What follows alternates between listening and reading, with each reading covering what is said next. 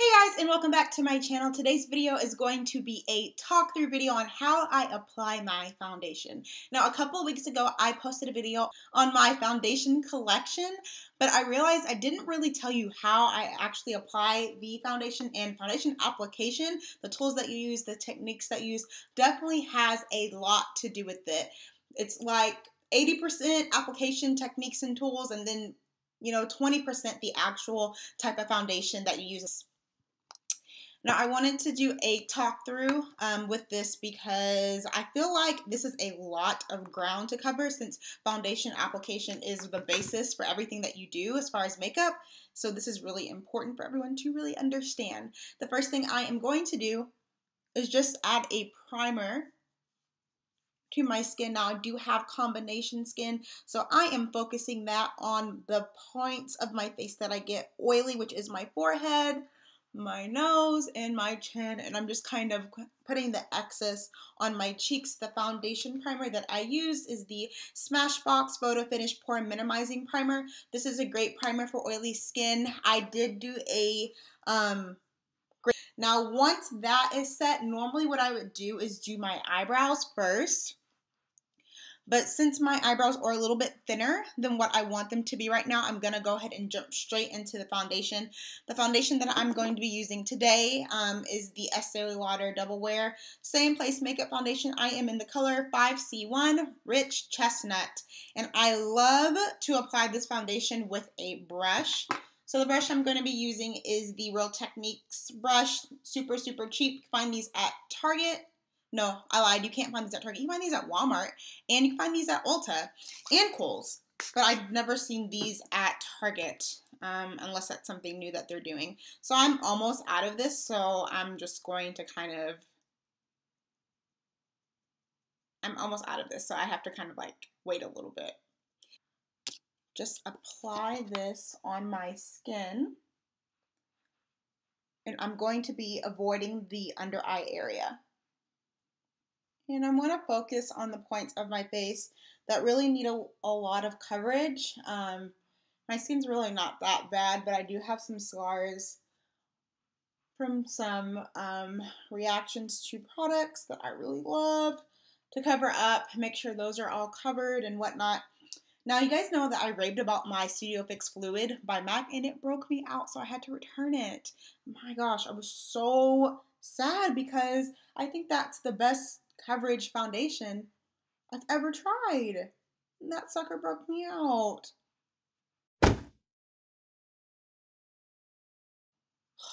So sad. And I can never match myself in the Pro Longwear or even the people at MAC. Like, there's not a match for me. Either it's too light, too dark, too yellow, too red. So I don't know what I'm going to do. So I'm so sad. So once my foundation is on, you just want to make sure that it is blended in correctly. And as you notice, I'm kind of like stippling it onto my face, not smearing it around. You don't want to move the product around and actually shearing out the foundation. You're actually shearing out the foundation when you're just smearing it around with your brush, but you just kind of want to push it into the skin like that, making sure it's blended well into those areas that you get a little oily to avoid any creasing, unnecessary creasing. The next thing I'm going to do is I'm going to correct. Now, I normally do this if I have to wake up really early in the morning because it kind of neutralizes any dark circles, any darkness that you have. I only use this underneath my eye, but you can totally use this anywhere that you have darkness on your skin.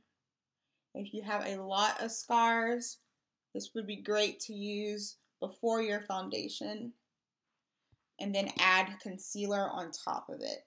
So I'm just going to go in very lightly with that brush and kind of blend that out. Now, the next thing I'm going to do is add my NARS concealer. For every day, I wouldn't go any lighter than NARS concealer in a Monday or my Studio Pro Longwear concealer in NW40. I do have the NARS concealer in Caramel, but for every day that's just a little bit too light for me. So I'm going to go in with Amande, and I'm going to create a triangle shape. If you take nothing else from this video, take away the fact that this shape is everything, and it really makes a huge difference. Instead of just concealing the other under eyes like this just, all this does is just kind of neutralize what you're doing. This is like a eye lift for your under eyes without surgery. It brings everything up. It makes everything seem brighter, more full, and less baggy and droopy. So if you haven't gotten a lot of sleep, you want to rely on this upside down triangle shape.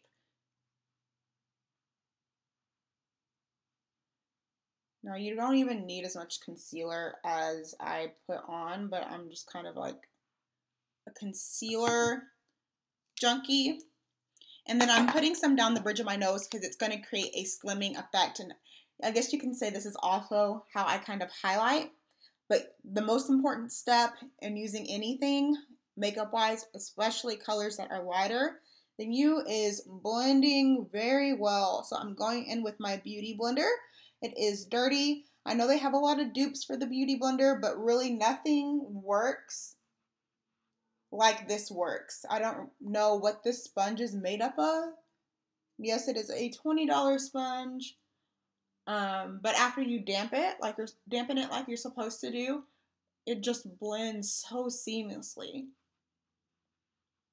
Now, if you're not going to dampen it, there's no use of getting it. Another great way to apply concealer, which I really, really like, and it gives you a little bit more full coverage, is with your fingers. So there we have it. I have concealer on at this point, and I have my foundation on. So now we can begin to set everything.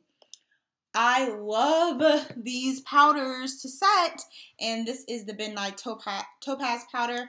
I don't use banana powder because I just think it's a little light for me. Not that I can't get away with using it, but it just sometimes just looks too light. And that's just my preference. I know there are people who are darker than me who wear it and they love it, and I think that's great, but I just think Topaz is a little bit more flattering. Now, I've been loving using this brush to apply powder. This is actually a brush blush, but it's perfect because it picks up just the right amount of product, and it just puts it on your face and it doesn't move the concealer underneath it. And I think that's why I really like it, and I don't know why more people aren't using this brush to set their makeup, because it's amazing. You want to make sure you're setting this very well, because you don't want creasing, especially underneath the eye. You want to make sure that you're avoiding that. So after that portion is set, I'm going to go on to set my foundation, and I'm using the Midnight powder in Sienna to set the rest of my face. That in to the skin. Notice even when I set my under eye powder, I'm still not really smearing it on my face. I'm still just pushing it into my skin. And that's really the best thing that you can do, because otherwise all your hard work is going to be ruined. And we don't want that. Setting my eyelids too, because my eyelids tend to get a little bit oily. Now I'm going to move on to contouring my face. This is not something I do every day, but I definitely think that it helps to slim down the face. I have a pretty round face, so it helps with that. And I am concentrating this back towards my ears, and then I'm going to drag it towards my mouth, making kind of like a streamline between my ear and my mouth right here. And then I'm going to blend that out. Now the bronzer I am using is the Guerlain bronzer, and this is the darkest color. It is in 08 Ebony. And I love this bronzer.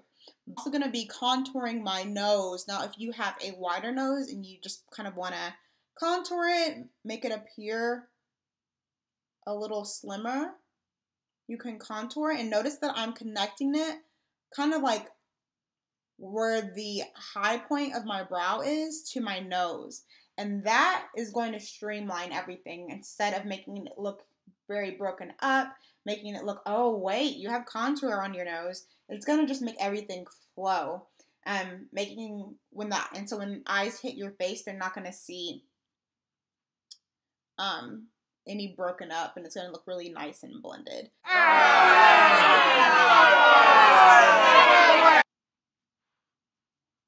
Now I'm just taking this brush, blending everything out. I'm going in with another blush brush in the shade Dulce Vita, this blush from NARS, which is really, really great. And I'm applying blush like so.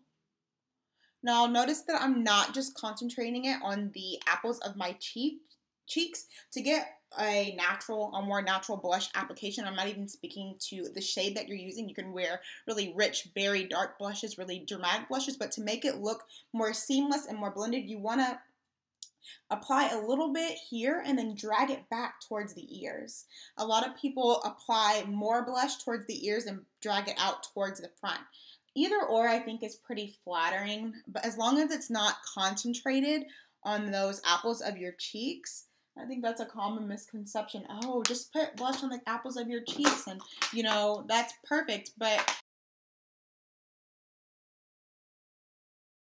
I'm going to apply a little bit of a highlight. I'm using this blush from NARS, and I'll leave everything in the description box below. I'll apply a little bit of that on my nose. Not too heavy because I do have oilier skin, and so my skin doesn't need any extra help looking radiant. Now I want to blend that out because I don't want it to appear blotchy or anything like that. The next thing I'm going to do is add some eyeliner. And I'm just going to, now notice that I'm not bringing the eyeliner in all the way to my inner tear duct, and the reason for that is because when you do that, it really makes the eye appear smaller versus if you're just putting it towards the outer edge to kind of where your eyelashes stop. That really just makes your eyelashes appear more full. This mascara is from L'Oreal, and I love this one. I used to use the Power Volume Collagen Extreme or something like that from L'Oreal a long time ago, and I just stopped using it, so I just picked this one up. Now with most mascaras, it gets a little better as time goes on. As air gets a little bit trapped in the tube, it gets a little bit thicker. So I don't really expect to just love this right now, but since this is the first time I'm using it ever, already I just feel like it's making my lashes a little bit more voluminous. Now, as far as any tricks or tips for mascara, the only thing that I can really say is take your time, you know, and I'm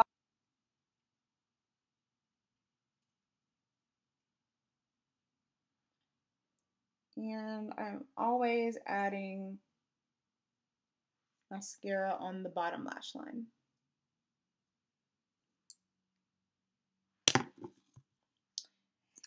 Now we're saving the best for last. As I mentioned, I normally do my brows at the beginning. That's normally the first thing I do.